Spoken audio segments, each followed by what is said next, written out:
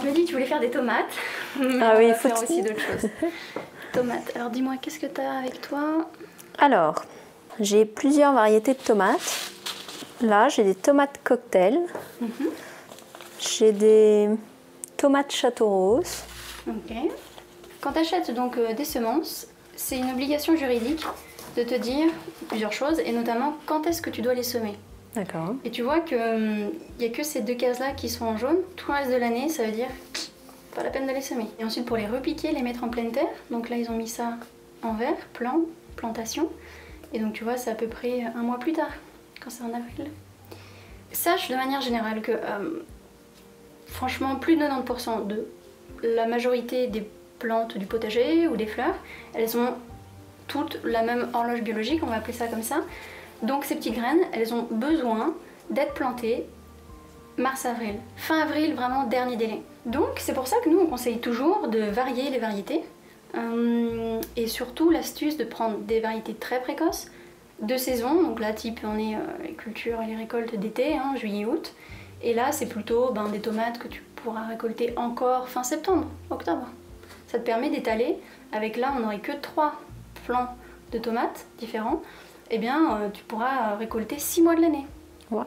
Au lieu de juillet-août. Puis c'est bien, c'est des choses à dire aux enfants aussi. Donc là on va s'en faire... Tiens, Tu veux qu'on en fasse 3? Ouais. Comme tu me dis que t'as un petit, je sais qu'ils adorent les formats tomates cerises. Super. On n'a qu'à faire 2 tomates. On va faire une tomate cerise. Allez, je prends celle-ci.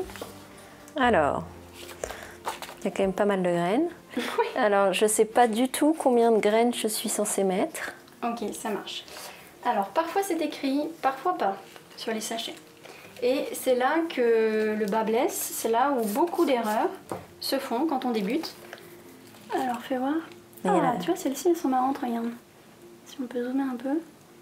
Tu les trouves comment? Est-ce que tu les trouves poilues? Non, parce que d'habitude, les graines de tomates sont très poilues. Bah, un petit peu. Ce que je te recommande, c'est d'en mettre, allez, 3. 3 ou 4, mais grand max. 3, franchement, c'est très bien. Parce que si t'en mets plus, typiquement les débutants, ils font ça. Ils vont tout mettre, là. Ou on va dire la moitié. Qu'est-ce qui va se passer? Ils vont en mettre, tu regardes, 2, 4, 6, 8, peut-être 10. Et là, ce petit pot. Et c'est là que ça commence les problèmes. Parce que quand on a 10 là-dedans, t'auras pas 10 pieds à la fin. Donc tu vas devoir, on appelle ça éclaircir, tu vas devoir les repiquer donc dans d'autres godets pour idéalement avoir, au lieu de tes 10 plantes, 10 godets, 10 plants bien séparés. Sauf que c'est pas si simple, donc tu vas casser les racines quand tu le fais, en fait tu vas tuer tout le monde. Enfin, donc voilà. Faut pas faire. Vous aviez peur de rater, donc vous en mettez trop, et c'est en mettant trop que vous ratez.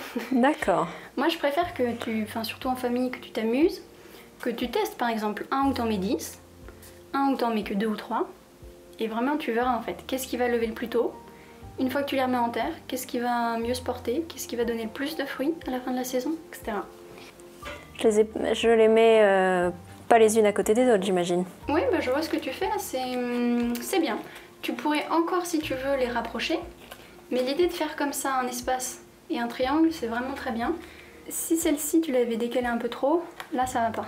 Il faut pas que ce soit dans la périphérie extérieure, parce qu'après, tu vois, elle va pas pousser collée au... Voilà, ouais. Faut imaginer les racines. Donc en gros, la place suprême, c'est une au milieu. Si t'en mets qu'une, t'es pas forcément sûr que ça pousse. Donc t'en rajoutes 2, on a dit, tu les rapproches un petit peu. Tout de suite, sinon on va oublier, dès que t'as mis tes graines, je te recommande de prendre une petite étiquette et de noter donc le nom, la variété. Ça c'est le minimum. Après si tu veux, tu peux mettre la date, quand est-ce que tu l'as fait. Alors, on est sur celle-ci. Ouais.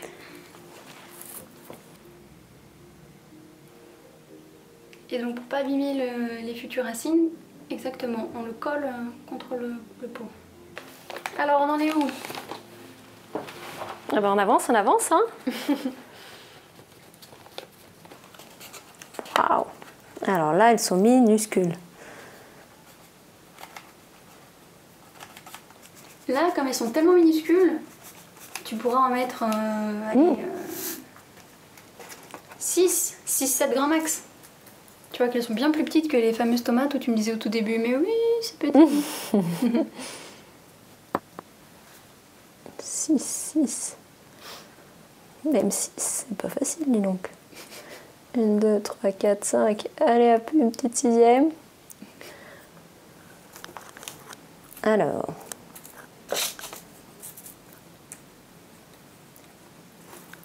Et voilà. Pas mignon tout ça? Oh, c'est superbe.